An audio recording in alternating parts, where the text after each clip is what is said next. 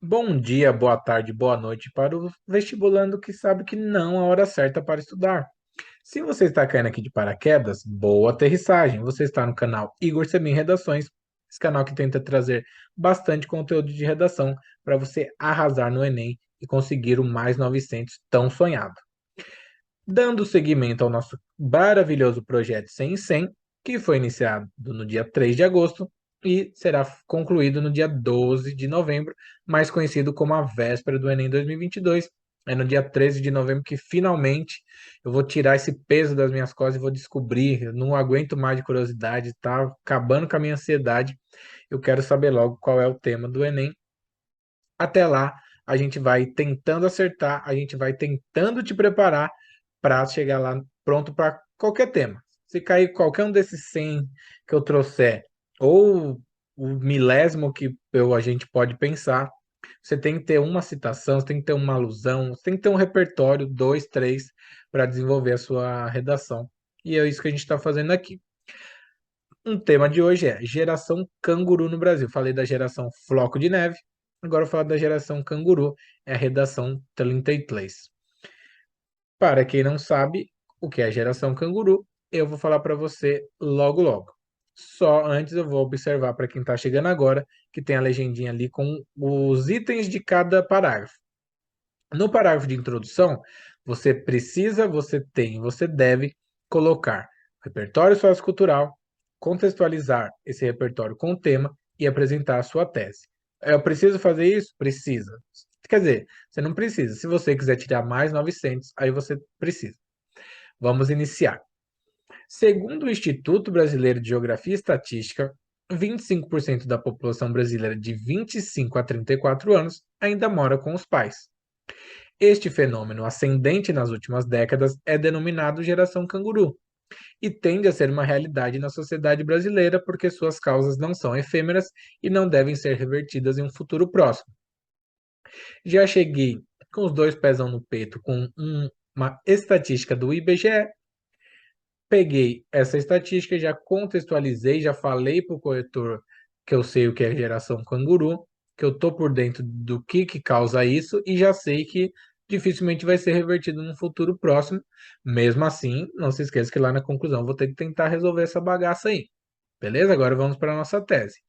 Dentro desse contexto, os fatores que contribuem para a permanência no lar da família são a formação psicológica do indivíduo criado em um ambiente favorável, argumento 1, bem como o custo de vida urbano nos dias odiernos e a alteração nos moldes de relações amorosas dessa faixa etária. Perceba, eu vou falar no D1 sobre essa formação psicológica que leva a essa permanência em casa, por isso que eu estou falando que essas causas não são efêmeras, e o custo de vida, que é, nossa, pior ainda. Você falar de custo de vida, de valor de aluguel, valor de apartamento, de casa aqui no Brasil, a tendência é sempre piorar. Sempre há um descolamento muito grande entre o salário mínimo e o custo do imóvel. E aí você vai levando essas pessoas à permanência na casa dos pais, porque vai para onde? O salário mínimo hoje é 1.200. Um imóvel aí, sei lá, de um dormitório, num bairro muito simples, acho que não sai por menos de 150 mil. 150, 160, 170. Como que essa conta fecha? Muitos empreendimentos aí, a renda mínima é 3.000, 3.500, 4.000, aí a pessoa tem que casar, tipo, tem que ter lá, ganhar uns 1.500, 1.600, casar com outra pessoa que tem essa renda para compor a renda e conseguir pegar um apartamento desse. E essa não é a realidade da maioria das pessoas.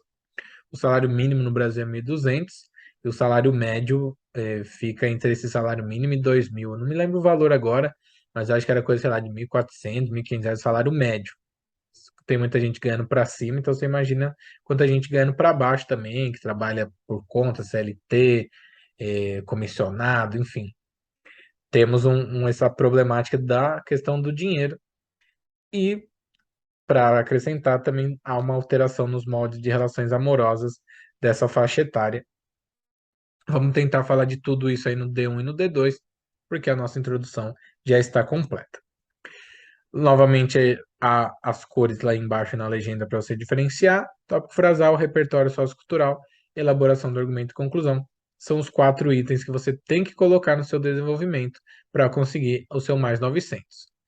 Mormente, essa configuração no arranjo familiar do século XXI pode ter como gênese a construção de uma psique dependente em demasia para liberar-se das benesses do cotidiano sob a tutela dos pais. Começo falando que eu falei, formação psicológica. Há uma dependência muito grande que entrou é, já em outros tópicos aqui, já falei lá na geração Fogo de Neve, um ambiente muito favorável, um cotidiano que é muito favorecido facilitado pela tutela dos pais, pela ação dos pais, e aí vai causando esse problema. Isso daí já é uma coisa psicológica e vamos apresentar um repertório. Conforme a neuropsicóloga Rochelle Fonseca, a busca tardia pela autonomia passa pelo desenvolvimento lento da parte do cérebro responsável pela organização, planejamento, controle de impulsos e tomada de decisões. Diante disso, as evidências científicas mostram que as funções executivas do cérebro, ligadas à independência, estão sendo atrasadas pela falta de estímulos do ambiente proporcionado pelos responsáveis desde a infância até a juventude. Logo, quanto mais tempo uma pessoa depende de alguém para lavar sua roupa, preparar suas refeições e sanar os problemas rotineiros, menos será exigido dessas funções. E, por conseguinte, maiores serão as dificuldades desses indivíduos de adotarem uma vida emancipada dos progenitores ou parentes. Mais uma vez aqui eu vou falar de mim, que é mais fácil falar de si próprio, que aí as pessoas não ficam com mimimi falando que a gente só aponta o dedo. Eu também já falei em outro vídeo aqui, saí de casa aos 28 anos, mais conhecido como o ano passado, foi quando eu consegui sair de casa. E essa questão facilita muito a vida. Minha mãe lavava as roupas, meu pai cozinhava. Por sinal, meu pai é o melhor cozinheiro do mundo. Infelizmente, ele não seguiu na área da gastronomia, senão quem seria Jacan, Fogaça, Alex Atala e outros tantos perto do meu pai. Aí meu pai cozinhava, roupa estava lavada, meu pai ia no mercado.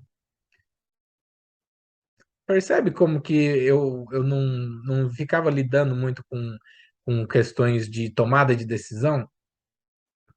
Me planejar para ir ao mercado, me planejar para cozinhar. Hoje a minha vida já é completamente diferente. De domingo eu faço as minhas marmitas da semana. Aí na terça eu vou no mercado comprar as promoções. Aí no sábado tem outras promoções. Então eu tenho 2 dias, tenho que me planejar, me organizar. Que horas que eu vou acordar para ir ao mercado, voltar, e que horas que eu vou cozinhar. E deixa o feijão de molho. Enquanto o feijão está cozinhando, vai limpando o frango, vai cozinhando o arroz. Isso daí faz parte da minha vida agora. Mas quando eu tinha 10, 11, 12, 13, 14, 15, 16, 20, 22, não fazia parte da minha realidade. E aí o meu cérebro vai ficando, é como se fosse um músculo.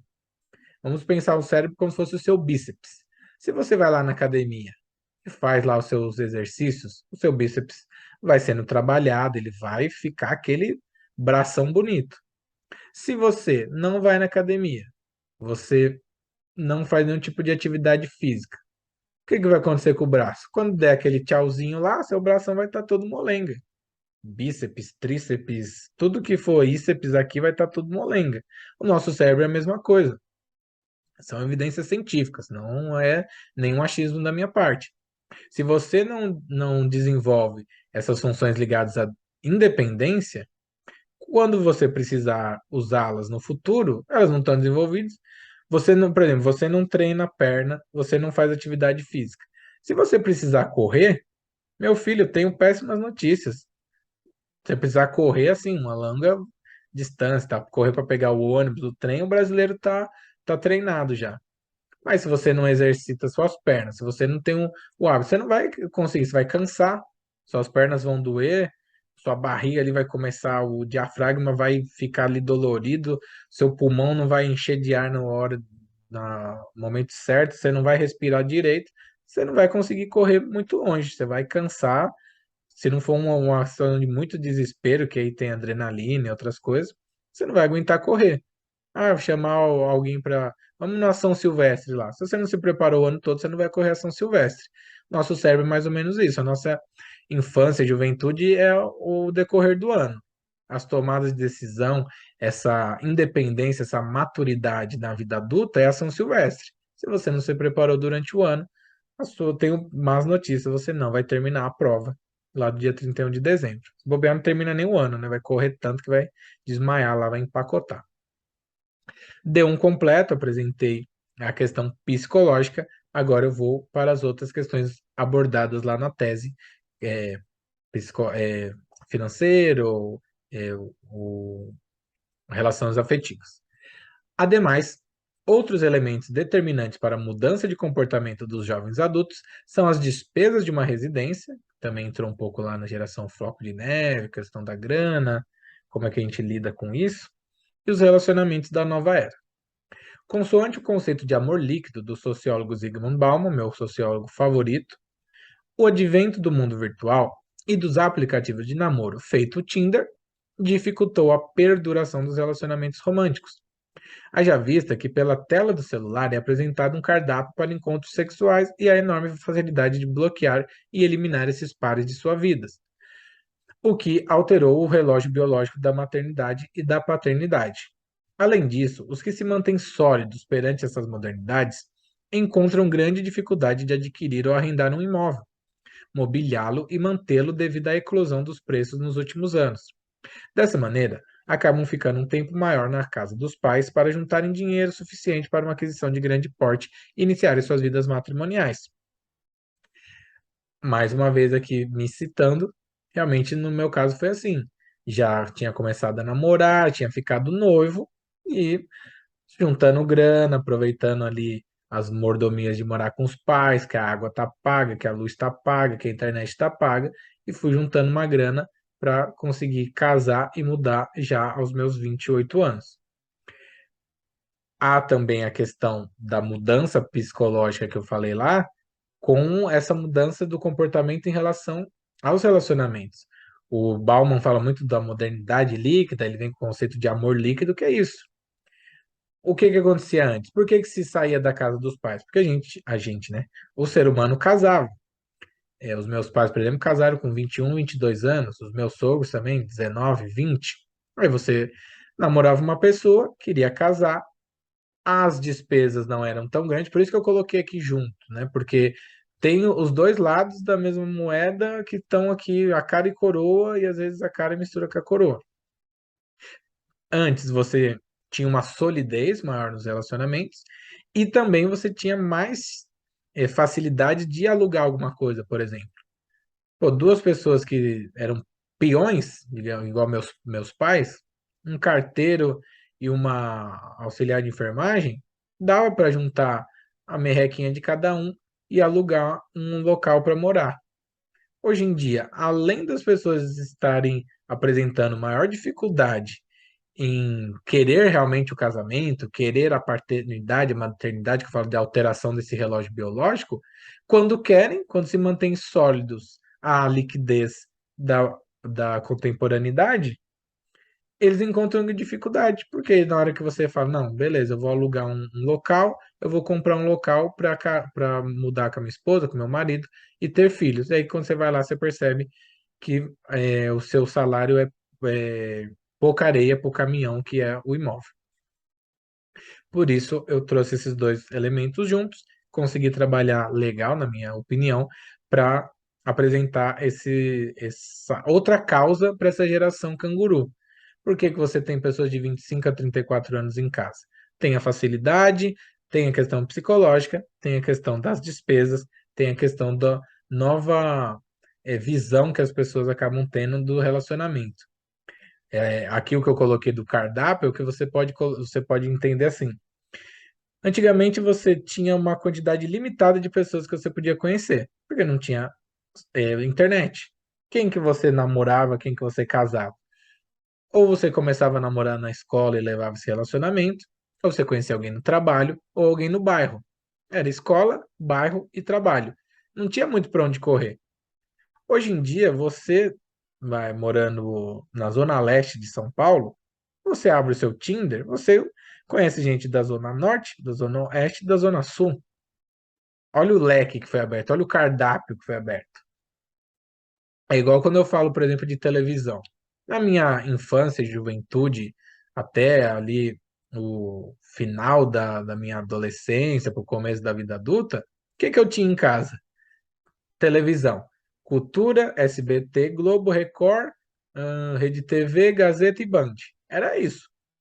Queria assistir alguma coisa, você ligava a TV e tentava a sorte. Aquela televisão que tinha os botãozinhos ainda, não tinha nem controle remoto. Esse aí ia, Cultura, SBT, até a Band. Não tinha nada que te agradasse, dedo no desliga e já era. Hoje em dia, você tem Netflix, você tem Amazon, você tem Star Plus, você tem Disney, você tem Globoplay, você tem Apple TV, tudo. Olha o quanto de coisa você tem. Aí você tem a TV por satélite, que na minha adolescente fala de TV a cabo, né? Que era o cabo que puxava lá do poste. Agora tem a TV por satélite, e aí você tem lá Telecine, HBO, os canais de esporte, e blá blá blá. Olha o cardápio que foi aberto. E na questão dos relacionamentos é a mesma coisa. A tecnologia trouxe muito mais opções. E aí você pode pensar assim, observa-se, os sociólogos estão observando, isso daqui não é uma visão do Igor, que as pessoas com tanta opção que têm, falam, pô, por que que eu vou ficar namorando, eu vou casar com uma pessoa só, se toda hora no Tinder eu posso abrir lá e conhecer uma pessoa nova, cada sexta, cada sábado eu posso estar em um encontro com uma pessoa diferente. E isso daí vai tendo efeito no psicológico das pessoas. Lógico, ainda há muitos casamentos, ainda há muitas pessoas que estão comprometidas, que namoram, mas os sociólogos, um grande palma, já estava observando essa mudança, que as pessoas estavam abandonando, o número de divórcios tem aumentado muito hoje devido a isso. Na opinião dele, eu uso o repertório e dou uma ampliada no que ele disse para encaixar aqui no meu tema e apresentar por que que há essa geração canguru em ascendência. Beleza? D1, D2 estão completos. Agora é hora de tentar resolver essa bagaça toda. Conclusão é o parágrafo mais chatinho, que tem mais elementos. A gente começa retomando o tema. Portanto, os filhos cangurus tendem a aumentar nas próximas décadas pela metamorfose da comunidade atual em vários aspectos. Tudo que eu disse lá, corroborando aqui, tende a aumentar pela metamorfose psicológica e desses vários aspectos. Estou falando também da questão financeira. Para evitar esse cenário crítico, cabe, aí vamos começar a trabalhar nossos elementos da intervenção. Aos pais, mais uma intervenção aqui que eu boto nas costas dos pais a responsabilidade de mudar o cenário. Cabe aos pais fazer o quê? Qual é a minha ação aqui proposta? Delegar mais responsabilidades para seus filhos desde a adolescência. Aí já vem um detalhamento da ação, nas condições socioeconômicas e físicas possíveis. Para quem ainda tem um pouco de dificuldade com detalhamento, pensa o seguinte: lê esse parágrafo sem o detalhamento da ação. Vamos fazer esse teste? Cabe aos pais delegar mais responsabilidades para seus filhos desde a adolescência, por meio de tarefas simples e complexas do cotidiano. Aí, como vocês podem ver, também tem um detalhamento ali do modo. Vamos ignorar esses dois detalhamentos. Ficou uma. Deu para entender? Os pais vão delegar mais responsabilidades para seus filhos, desde a adolescência, por meio de tarefas simples e complexas do cotidiano. Deu para entender, certo? O que seria o detalhamento? Eu pego a ação e falo assim, ó, ele vai delegar mais responsabilidades, mas dentro das condições socioeconômicas e físicas possíveis. O que eu quero dizer aqui? Quando o filho tiver 8 anos, você não vai colocá-lo para, sei lá, trocar o telhado. Se você tem uma condição um pouco mais humilde financeiramente, você não vai falar para o seu filho, por exemplo, comprar a própria comida, sabe? Se você tem mais grana, você pode dar o dinheiro para ele ir ao mercado. Isso que eu quis dizer. Dentro, para não ficar uma coisa muito, ó, delegar mais responsabilidade em qualquer cenário. Não, eu coloquei, ó, condições socioeconômicas e físicas possíveis. Por meio de tarefas simples e complexas do cotidiano. Aí eu exemplifiquei, ó, definir o cardápio e pagar contas. Esse pagar contas não precisa ser com o próprio dinheiro, até porque nem acho legal que Aí na adolescência se trabalhe. Mas pagar conta, tipo aqui, Joãozinho, tá aqui o dinheiro, vai lá na lotérica e paga. Ah, o que que a gente vai comer essa semana? Ah, Joãozinho, você que define. Ó, Joãozinho, a gente vai, essa semana, você precisa falar para a mãe uma proteína, algumas frutas e vegetais para a gente comer.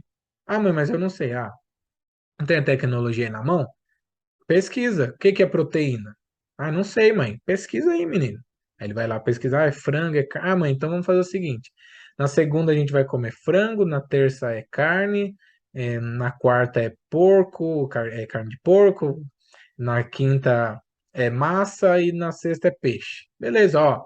Ó como você já delegou uma tarefa que botou o cérebrozinho dele para funcionar e foi mexendo naquela coisa que eu falei das funções de independência, aquelas funções de tomada de decisão, já está tornando ele um adulto, porque a vida adulta é essa, gente, tomar decisão a todo tempo.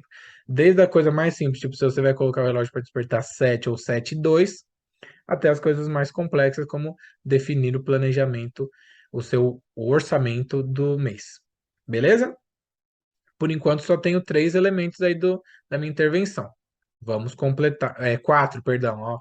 A mania de colocar o detalhamento sempre na finalidade, esses detalhamentos da ação e do modo já cumpriram aí a minha função de detalhamento. Nessa conclusão, eu acabei me empolgando e colocando vários detalhamentos, mas no caso agora só faltaria a finalidade. Essas mudanças têm a finalidade de desenvolver suas autossuficiências e torná-los aptos à tomada de decisões importantes, as quais são fulcrais para a vida adulta, tanto no âmbito pessoal quanto no desempenho profissional.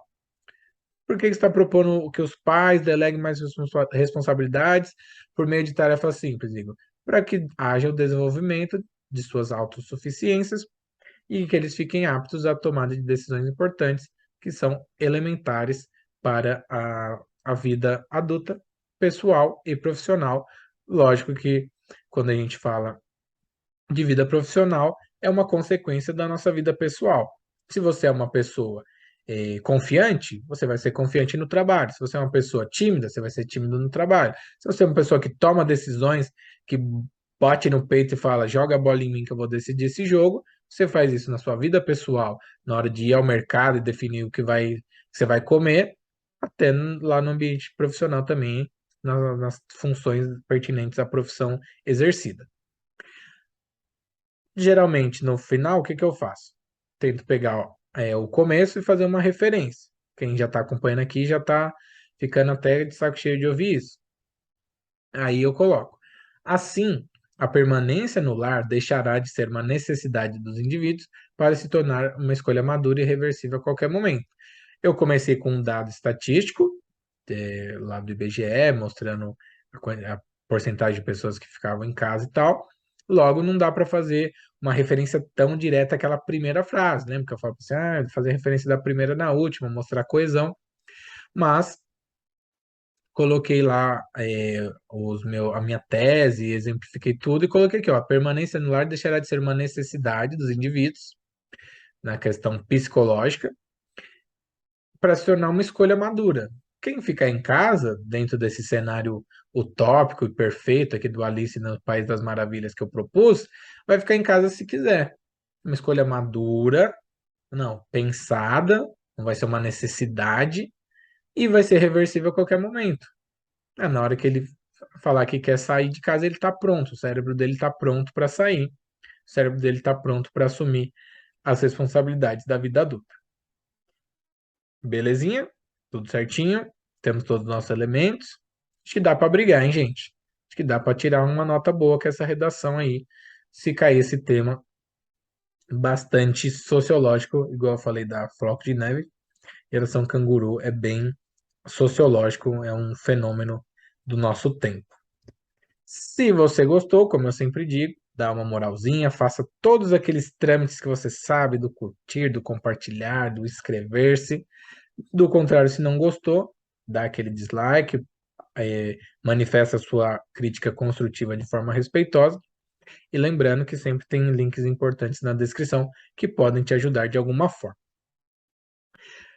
Usando a frase da Cecília Meirelles como exemplo, eu posso dizer que essa foi a maneira que encontrei para colaborar na obra da educação de vocês, ocupando esse terrenão do YouTube com essa minha pequena vocação para fazer redações, criar esses conteúdos, pensar em temas, trazer repertórios, tentando ajudar de alguma forma quem esteja assistindo. Se tiver um tema similar a esse lá no Enem, você já está um pouco mais avançado do que você estava antes de assistir esse vídeo.